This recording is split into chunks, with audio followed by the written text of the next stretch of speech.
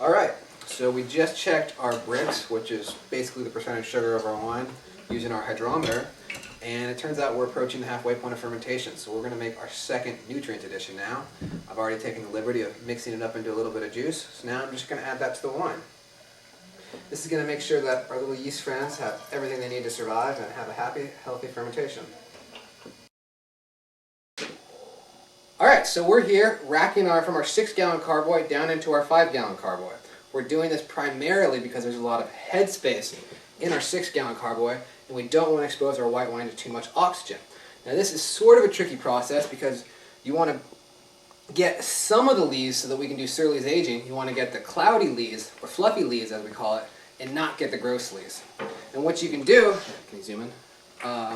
If you look at it closely right now, you can tell that this is all pretty much clear juice that's coming out, because this cane is not thin at the bottom yet. Now as I put it down to the bottom, we can start to see a color change.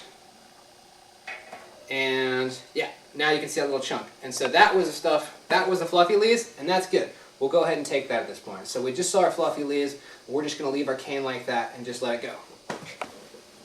And you want to do this before your fermentation is completely done, because while you're fermenting, you have the CO2 protecting you in here, and you still have CO2 in the wine, so that while you're transferring it, you are protected from oxygen. If you expose your white wine to too much oxygen when there's no CO2 to protect it, you're going to lose some aromatics, and it's going to be a less complex wine. And those were gross lees I just got. That wasn't that good, but I wanted to make sure I got down at the bottom of the carboy there so I can get this guy full. Because if we have oxygen in here, we're not going to be able to let this guy age for the desired amount of time. So we really want to fill this container up all the way. And it's okay if you get a little bit of lees down here. It's not going to ruin it or anything. So I've been monitoring my wine with my hydrometer right here, and my hydrometer readings started coming up negative. So I went ahead and tested our wine for residual sugar using the Clenatest tablets, and it came up dry. So our fermentation is complete, and we're ready to put our wine to sleep by adding sulfur dioxide. Now sulfur dioxide works to protect our wine from both oxygen and from microbes. However, you need to add the right amount, because if you add too little, it won't protect the wine, and if you add too much, then you'll be able to taste sulfur dioxide in your wine, and that's not what you want to do. Now the amount of sulfur dioxide you add depends on the pH of your wine.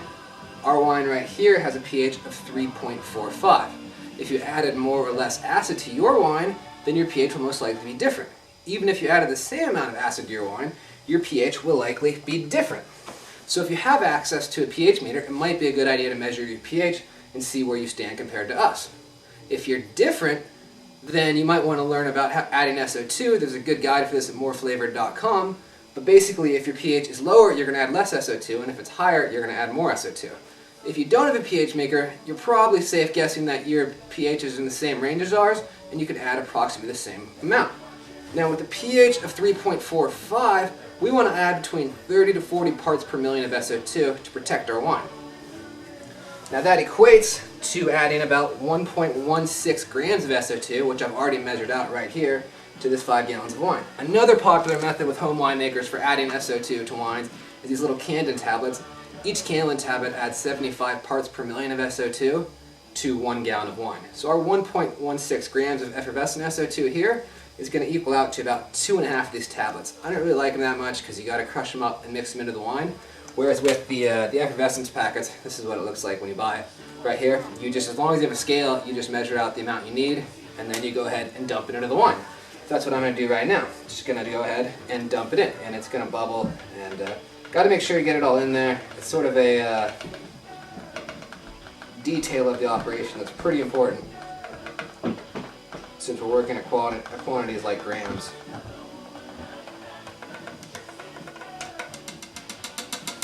Yep, so you can add it straight in there, and it's probably too far away, but you might be able to see it's bubbling up right now like a soda. That's natural, that's what you want it to look like. And then you can just go ahead and put your top back on there.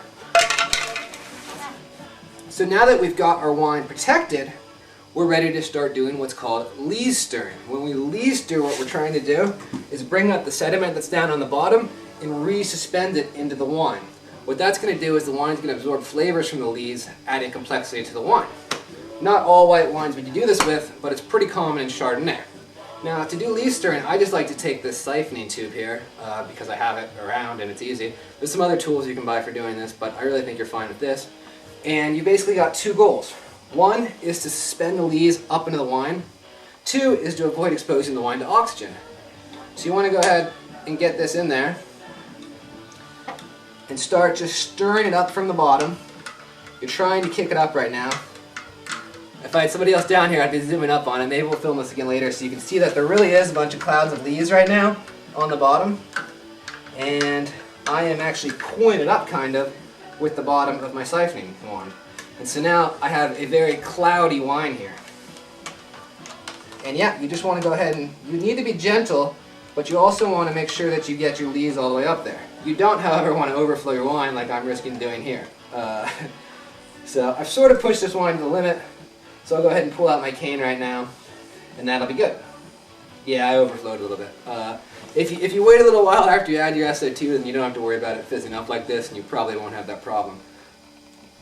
Yeah, so for the lees stirring, there is a schedule you're going to want to adhere to. For the first 4 weeks where you're doing this, you're going to want to be doing it 3 to 4 times per week.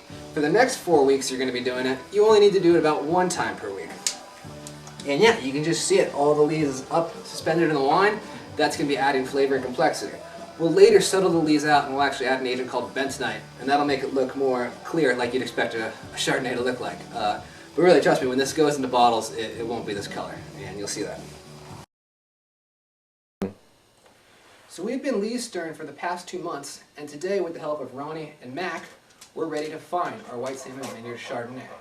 Now just like you might find a beer to remove an unwanted element, you can do the same to wine. In today's case, we're going to be adding bentonite clay to remove proteins. Now if you don't add the clay, these proteins can come together while your wine is in the bottle and create a chunky wine, which is generally undesirable. Now this bentonite clay can be a bit tricky because there's several different forms of it. Today we're going to be using a sodium-based bentonite, and if you didn't buy sodium-based bentonite, you probably don't want to listen to these instructions. Now the trick when you're using the sodium-based clay is that you don't want to dump it all in there at once. If you do, it'll fall to the bottom, you'll have one big chunk of clay, and it'll be a real big pain to stir in there. So what you want to do is, as you're agitating the water, slowly pour in your bentonite. Today we're going to be using 6 grams of bentonite for our 5 gallons of wine. This is a little bit more than you would use in most instances, but the Columbia Gorge Chardonnay tends to have a bit more protein, so we're going to go ahead and add a bit more bentonite to pull out those proteins. So you can see how Ronnie's doing it very slowly, very gently, and just go ahead and then stir that all together and let it sit overnight. Now we actually did that already yesterday, so we wouldn't have to wait another day, and we've got a bentonite clay slurry ready to go right here. Now there's 2 approaches you can do when adding your bentonite clay. One, you can just dump it right in there into your carboy, and I've done that several times and had no problems with it. So if you're running short on time, you don't have helpers, or you're worried about exposing your wine to too much oxygen, you can go ahead and do that. With our wine here today, I think we've done a good job in managing our oxygen exposure, so what we're going to do is rack the wine out of this carboy and then slowly add our bentonite as we fill up this carboy. That way we can make sure we expose all of our wine to all the bentonite. So Ronnie's going to go ahead and get that started. I'm just going to shake this up again to make sure that there's no solids on the bottoms. Looks like we're doing good. So yeah, I've placed this on the bottom. You can tell that there weren't a lot of lees in there. It's all pretty clear right there. And then I'll just walk right over here and start slowly adding this. Now you can tell right now this isn't exactly the color Chardonnay it looks like when you buy it at the store, and adding this bentonite will help it become clear, more like what you'd expect Chardonnay to look like. So we won't force you to sit here and watch the whole process of this, but basically we're just going to rack down in there, and there's going to be a little bit of headspace left at the top because we do have some leaves that we're not going to pull. You can go ahead and leave whatever's on the bottom in this. And to fill up that headspace, you can either use distilled water, or you can buy a bottle of Chardonnay from the store and fill it up with that. And basically the next step is going to be, we're going to let this sit here for 10 to 14 days, and then rack into another container so that we can get it off the bentonite. And once we do that, we'll check our sulfur and be ready to bottle. So a couple weeks have passed since our bentonite edition, which means we're ready to bottle. Now I don't have any assistants here to help me today, just the dogs, which is probably a little more realistic. But if you can get someone to help you bottling, you probably should, because it's always good to have someone around in case something goes wrong and you need someone to blame. Alright, So what we're going to do basically is we're going to rack out of this carboy into this bucket with the nozzle on it. Then we're going to make our final sulfur addition, and then we're going to begin filling bottles. Notice we have both crown caps and wine bottles.